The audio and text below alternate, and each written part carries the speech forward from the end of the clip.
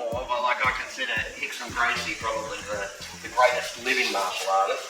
And he's got a lot of gems of wisdom, but he talks a lot about invisible jiu-jitsu. And I think there's invisible Aikido as well. So, I mean, to give you an example of invisible jiu-jitsu, before I give you an example of invisible Aikido, right, there are all these techniques. I'm showing you techniques, and this is like the poison of Aikido. We do techniques all the time, but people only think of the technique. So if I've got Rama down here, right, and I've got what's called side control, or cross body, whatever it is, in whatever way, whether it's here, whether it's here, whether it's here, you know, there's a million ways of doing it. Right, there's just the technicalities of what that is. You know, keeping my weight on top of his chest, keeping his shoulders on the ground, etc. But then there's the invisible jiu-jitsu, that feeling.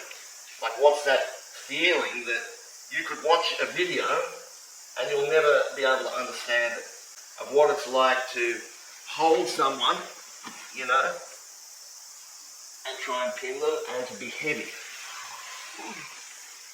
you know, and you can't really see that, but he can feel it, you know. How do I make my, you know, 80-something kilos feel like 1,000,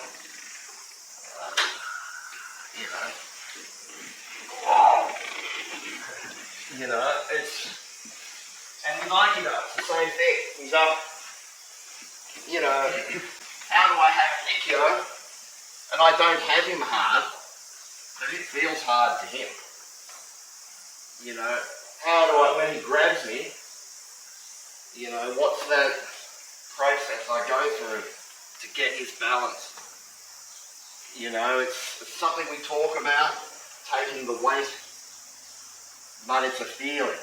And I think Tony and a few of the others were kind of alluding to it, like in their way, talking about having a big shape or a big presence.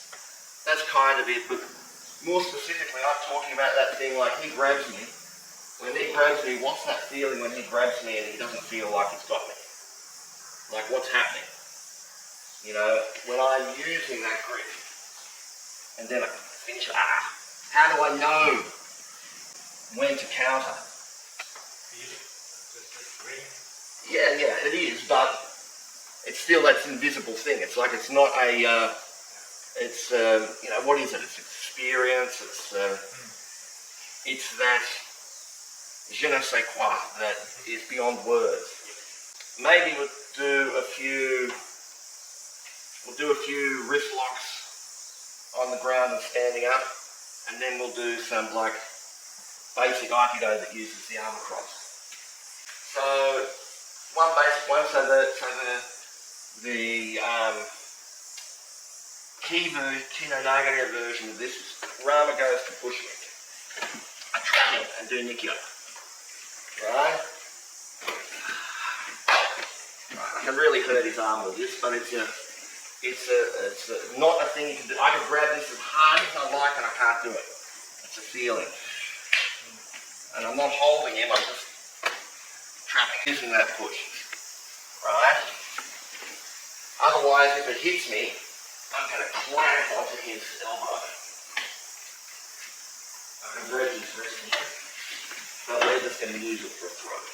Right, so I can break his wrist easy there. And this is what I call a mote version. Okay, this is what's called an mote version. I go here, and there's a little, and see I'm doing it with my whole body, and breathing in also puts it on. And the way I see it, you know, just by way of demonstration, we have throws and stuff for training in class. I can throw full power, do a projection throw, he takes a roll. We get these demonstrations that people know Aikido for. You know, I've used my power, he's taken that power in his body without being hurt. We're both building ourselves up. It's a mutually beneficial activity. Or if I was fighting him, I can move in there, I can smack him in the head and throw it. And I could do that any number of ways. Or in the battlefield, I could hit him over my knee, kill him, or severely smash his head on the floor. You know, it's like in training, we're training to bring ourselves up and to be peaceful. In a fight, we're training to finish. Like, and if I got the opportunity to do this, to finish him without hurting him and discourage him enough to run away, I would. But you know, I don't really want to let this guy up. You know, my experience in life says that it's not going to be a good idea. But that's your call, right? Then we get on to this technique here. Kick, we go here. Static. I slow the momentum and I do a standing submission, or I do a throw. I've used all that power. That last power that I used, if I was fighting rather, I would bust it here. I wouldn't take him down, you know, nicely. Anyway, we're going to do this thing's cousin. He grabs my leg. So don't go too hard on each other with this, because you'll break your wrist. So I'm going to give it a bend, however I do it. And throw. When you go to bend it, it's going to go like, right, and so you have to be careful, because if you're just training, like me as the person grabbing you, if I want to resist him too hard, this is going to, I might even bust my wrist when it comes off. But the other thing is, if consciously or unconsciously he bends his wrist the other way or this way, like I don't care which way it goes. Like I'm not going to chase it. Like if I'm trying to bend it here and he kind of bends it the other way, I'm just going to do it there. Right? But also if it's neutral and I just can't, for one moment, can't bend it either way, I'm going to get it some way. You know?